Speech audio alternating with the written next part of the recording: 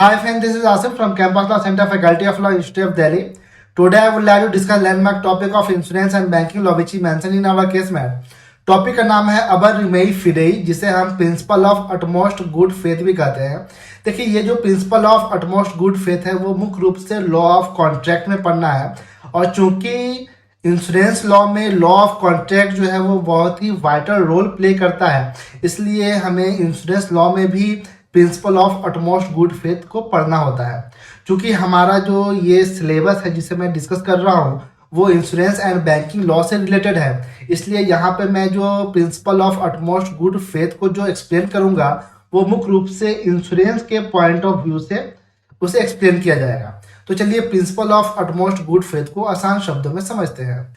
तो देखिए, अबर रिमेई फिडेई यानी कि principal of utmost good faith जो है वो एक प्रकार का लीगल डॉक्ट्रिन है जो इंश्योरेंस कॉन्ट्रैक्ट को गवर्न करता है, जिसमें फुल डिस्क्लोजर जो है वो क्रूशियल रोल प्ले करता है.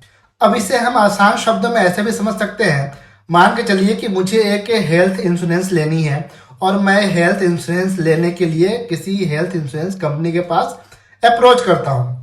तो मेरी ये लाइबिलिटी बनती है कि हेल्थ से रिलेटेड जितने भी मटेरियल फैक्ट हैं उन सारे मटेरियल फैक्ट से मैं हेल्थ इंश्योरेंस कंपनी को अवगत कराऊं. यानी कि कोई भी मटेरियल फैक्ट जो है वो मैं इंश्योरेंस कंपनी से ना छुपाऊं.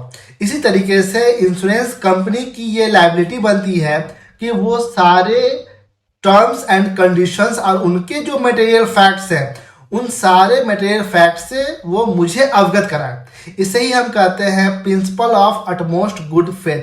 और principle of utmost good faith जो है वो एक अच्छे लीगल रिलेशनशिप के लिए बहुत ही ज़रूरी है.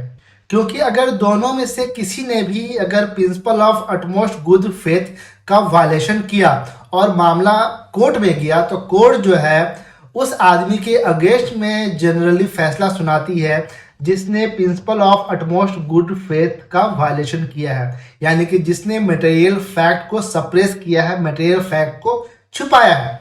अब आप सोच रहे होंगे कि मटेरियल फैक्ट क्या होता है. तो मटेरियल फैक्ट जो पे मैंने अलग से वीडियो बना रखा है जो आपको इंश्योरेंस एंड बैंकिंग लॉ के प्लेलिस्ट में मिल जाएगा.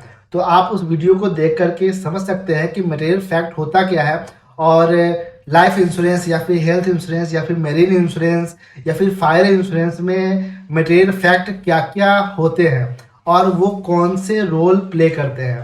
तो principal of utmost good faith के लिए ये सारी चीज़ों की जानकारी होनी बहुत ही ज़रूरी है, क्योंकि कोर्ट ऑफ लॉ में principal of utmost good faith जो है उसको ध्यान में रखा जाता है जजमेंट देते समय.